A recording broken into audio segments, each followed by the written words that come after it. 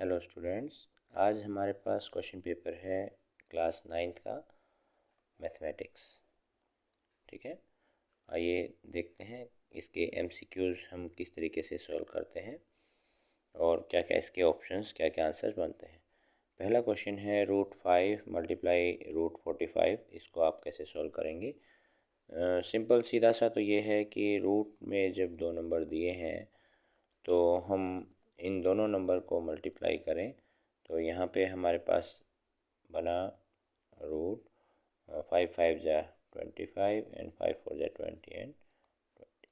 एक तो ये आंसर है। बाकी इसको हम दूसरे मेथड से, वैसे इसमें ये आंसर हमारे पास डी ऑप्शन मैच हो गया, लेकिन इसको और डिटेल में हम सोल्व करना चाहें थोड़ा स्टैंडर्ड वे में तो हम ले सकते थे 5 और 45 को हम यहाँ पे लेते 9 इंटू 5, मतलब एक पेयर ऐसा जिसका हमें रूट पता है। तो हमें 9 का रूट पता होता 3 और √5 और √5 बचता, तो उनको मल्टीप्लाई करते तो हमारे पास 15 आता अगर स्टैंडर्ड उसमें होता। लेकिन अभी ये आंसर दिया है तो हमने इस आंसर को पिक कर लिया है। सेकेंड क्वेश्चन है coefficient of Y square in the polynomial Y.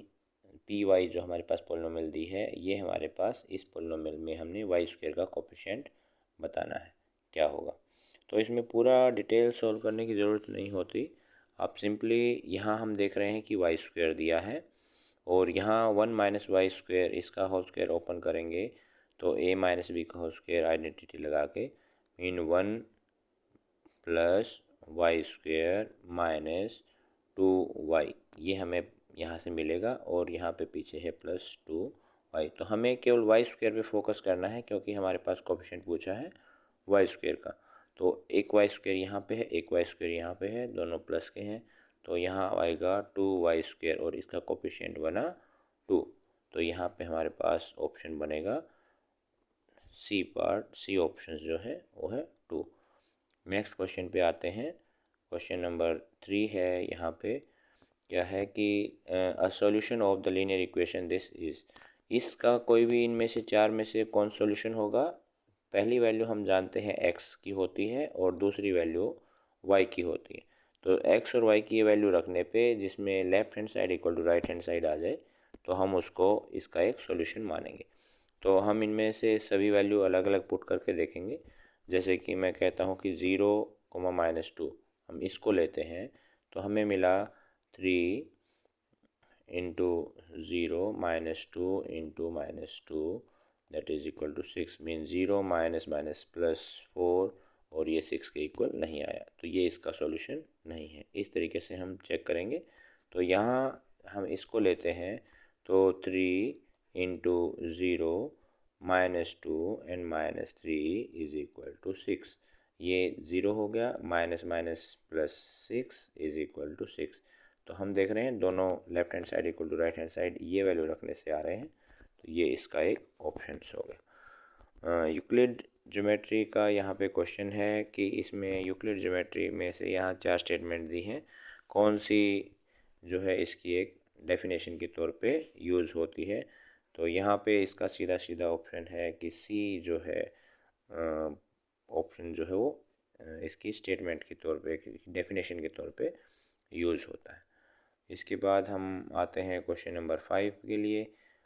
If two line intersect the pair of angle that are always equal are known as.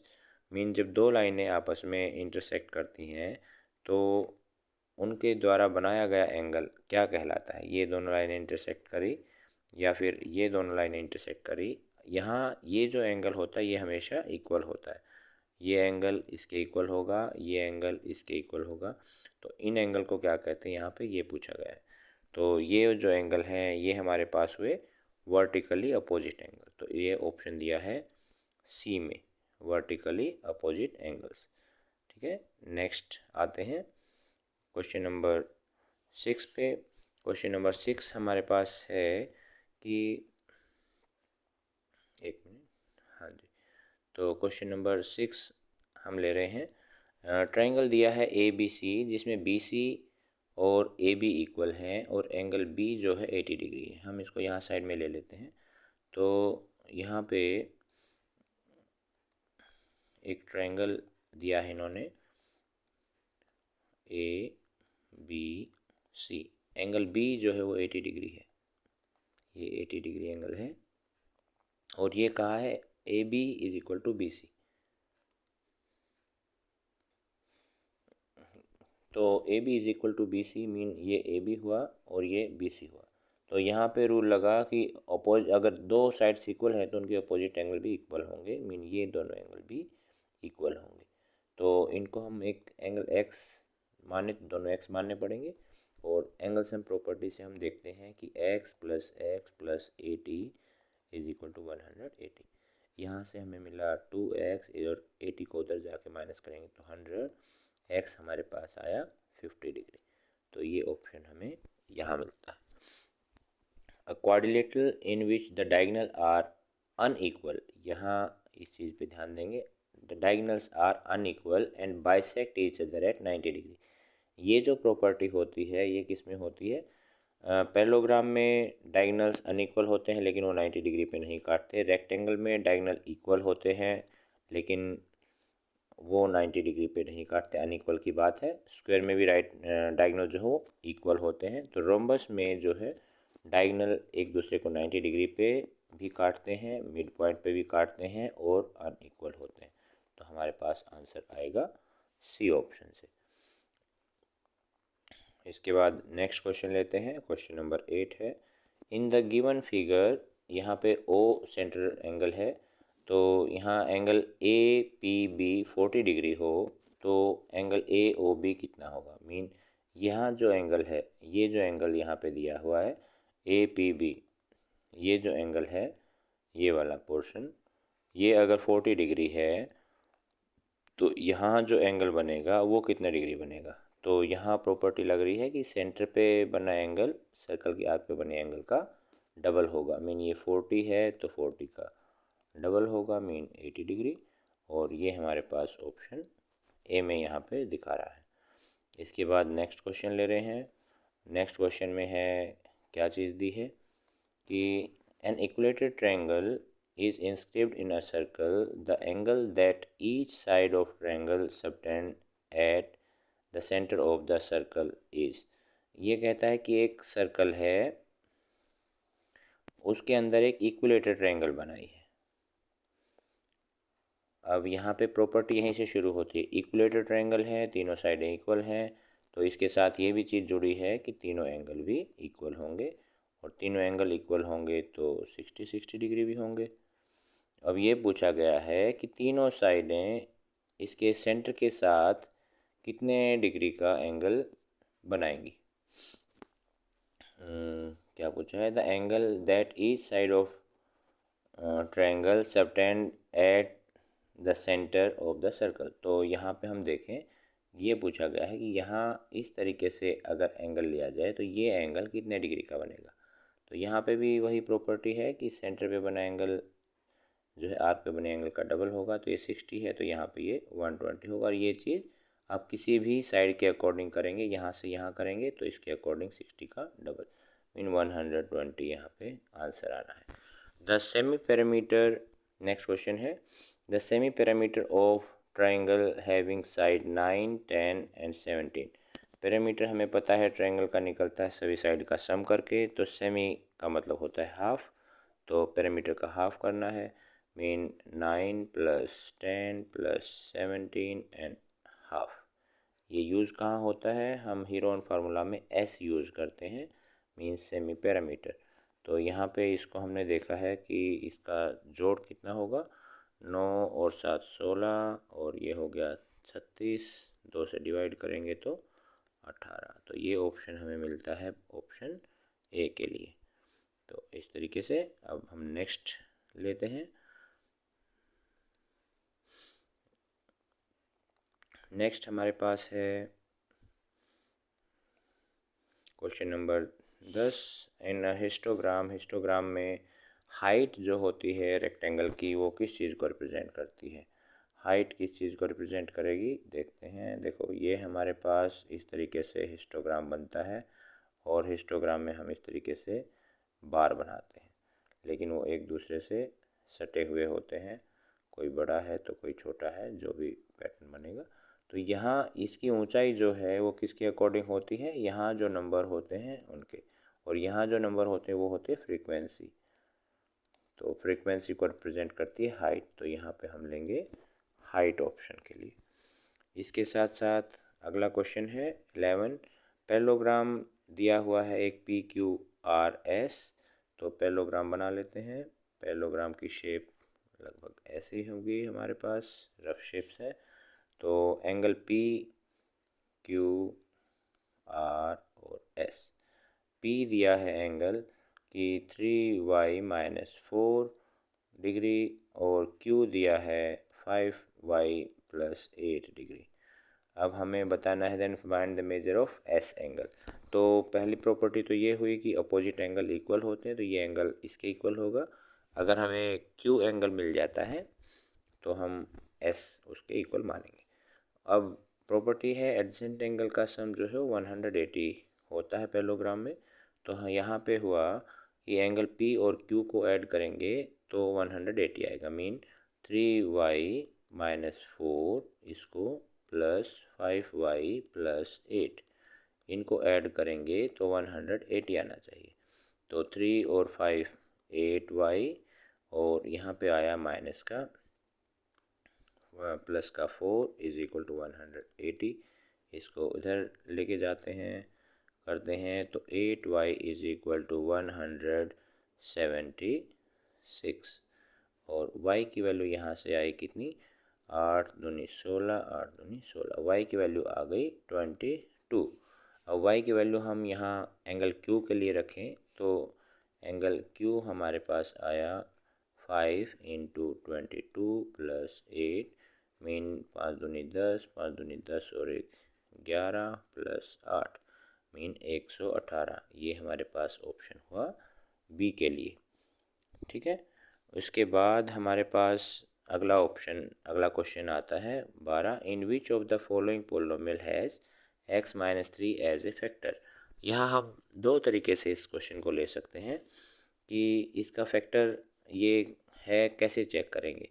दो तरीके से कैसे ले सकते हैं इस क्वेश्चन को सोल्व कर सकते हैं कि एक तो है कि हम इनको फैक्टर्स करके देखें, दूसरा है जो हमारा फैक्टर थ्योरम है कि x-3 किसी भी पोलिनोमियल का फैक्टर कब होगा, जब यहाँ इस फैक्टर में से जो x की वैल्यू है 3 ये इनमें से किसी को भी ज़ीरो कर देगी।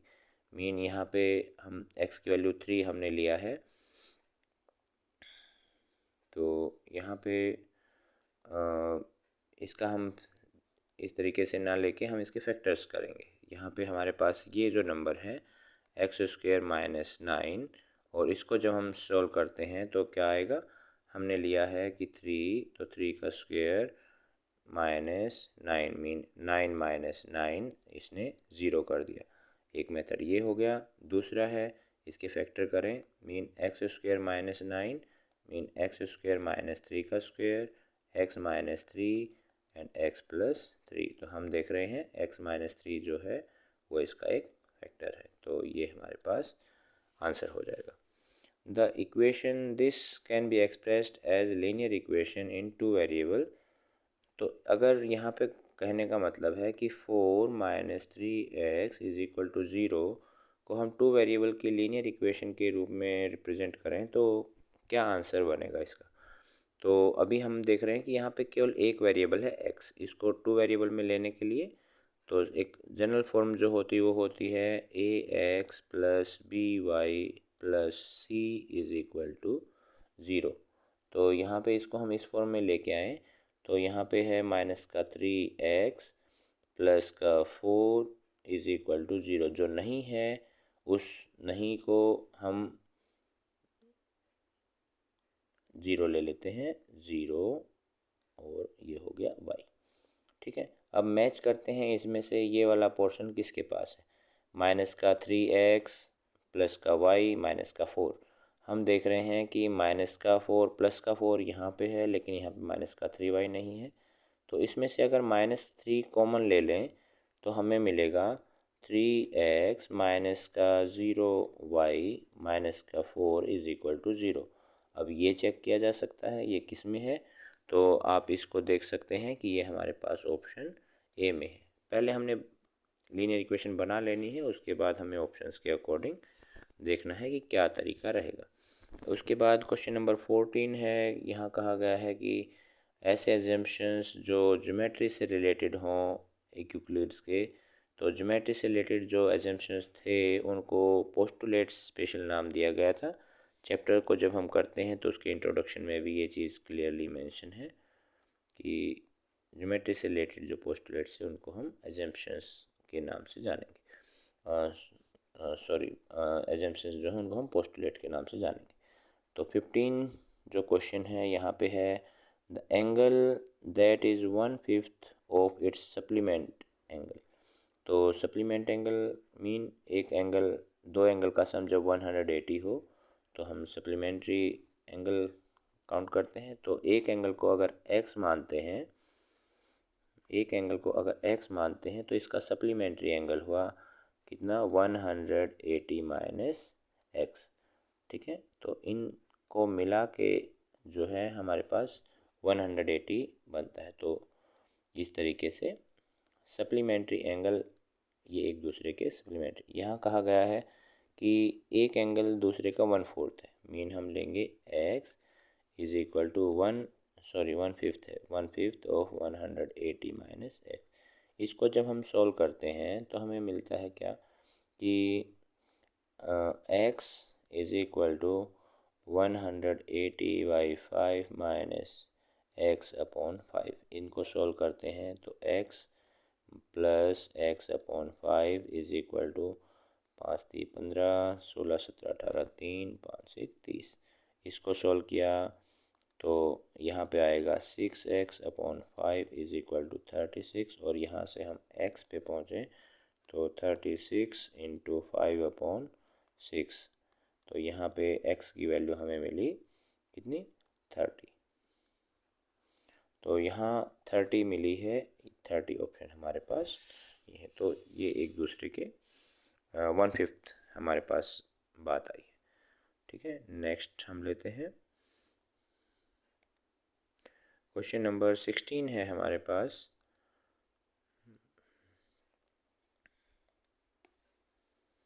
सिक्सटीन क्वेश्चन में क्या दिया है देखते हैं कि ट्रायंगल ABC और ट्रायंगल QRP, ये जो ट्रायंगल है ये कॉन्ग्रुएंट है। तो मैं यहाँ इनको छोटा सा बना लेता हूँ। ये ABC और इसमें जो दिए हुए हैं ये दिए हैं QRP। जैसे दिया है वैसे ही मैंने बना लिया है, कॉरस्पॉन्डिंग साइड्स इसके इक्वल ही हैं। इस तरीके से ये इनकी कॉरस्पॉन्डिंग साइड हम मान के चल रहे हैं। तो AB 7 है, ये 7 दिया है। एंगल B 70 डिग्री है, ये 70 डिग्री है। और एंगल Q 60 डिग्री है, तो ये 60 डिग्री हो गया। Then which of the following is true. अब इनमें से कौन सी कंडीशंस जो हैं वो ट्रू हैं, मतलब कि QR, यहाँ पे QR 7 और एंगल P 50 होगा। तो यहाँ पे क्योंकि कॉन्ग्रुएंट ट्रायंगल है तो ये 60 है तो ये भी 60 होगा, ये 70 है तो ये भी 70 होगा, कॉरस्पॉन्डिंग पार्ट्स इक्वल होते हैं। ये 7 है तो ये भी 7 होगा। एक एंगल जो नहीं है, क्योंकि यहाँ पे एंगल P के बारे में बात हो रखी है ये वाली, तो एंगल सम प्रॉपर्टी से 7 और 6 13, 180 में से 130 माइनस करेंगे तो 50 डिग्री। तो ये जो एंगल P है ये 50 डिग्री है, तो एंगल C भी, सारी चीज़ें आ गई हैं। अब इनमें से जो चीज़ मैच होती है, मीन QR 7 है और एंगल P 50 है, तो ये ऑप्शन है। फिर भी आप दूसरे ऑप्शंस को देख सकते हैं, QP 7 है, QP 7 नहीं है तो यहाँ पे फॉल्स हो जाता है। इसी तरीके से आप मैच कर सकते हैं। यहाँ पे क्वेश्चन 27 की पावर y, 27 की power y is equal to 9 divide by 3 की पावर y। इसको हम क्या सॉल्व करेंगे, एक्सपोनेंट का रूल लगा के। 27 जो है वो 3 की पावर 3 है और ऊपर power y is equal to 9 3 की पावर 2 डिवाइड 3 की पावर y। पावर के ऊपर पावर रेज करती है तो पावर मल्टीप्लाई होती हैं। 3 की power 3y is equal to डिवाइड होता है तो पावर सब्ट्रैक्ट होती हैं, mean 2 minus y. Base equal है तो पावर इक्वल काउंट होंगी, mean 3y is equal to 2 minus y. यहाँ से हम y की वैल्यू लेंगे तो y की वैल्यू हमें क्या मिलेगी, y इज इक्वल टू, हम इसको सोल्व करते हैं एक छोटा सा स्टेप लेके, plus y is equal to 2, यहाँ पे आया 4y is equal to 2, mean y हमें मिला 1/2, यहाँ से मिलेगा 2/4 देन 1/2, तो ऑप्शन मिलेगा हमें सी पार्ट का। ठीक है, नेक्स्ट 18 क्वेश्चन लेते हैं। ABCD एक साइक्लिक क्वाड्रिलेटरल है और इस साइक्लिक क्वाड्रिलेटरल में हमने, पहली बात तो साइक्लिक क्वाड्रिलेटरल क्या होती है, साइक्लिक क्वाड्रिलेटरल होती है एक ऐसी क्वाड्रिलेटरल जिसके चारों वर्टेक्स जो हैं वो सर्कल के ऊपर, सर्कल की आर्क पे लाई करते हैं, सर्कमफ्रेंस जो होता है यहाँ पे, ये इस तरीके से साइक्लिक क्वाड्रिलेटरल है। तो इसका हम कोई भी नाम ले लेते हैं, ए जो इसमें दिया हुआ है, बी, सी और डी। एंगल ए और सी का मेज़र दिया है, ए दिया है 2x माइनस 15 और सी दिया है 3x माइनस 5। यहाँ पूछा गया है कि सी का एक्चुअल मेज़र कितना है। तो साइक्लिक क्वाड्रिलेटरल में प्रॉपर्टी है कि अपोजिट एंगल जो है उनका सम 180 होगा।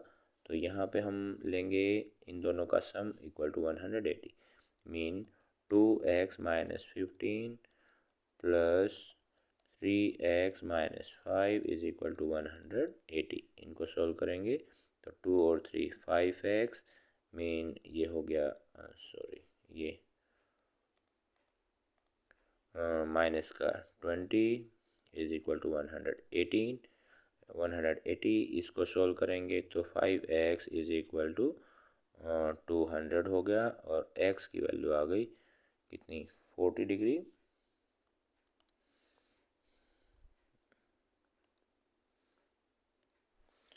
तो यहाँ पे x की वैल्यू आई 40 डिग्री और यहाँ c की वैल्यू पूछा गया था, तो 3 into 40 minus 5 mean 120 minus 5 mean 115।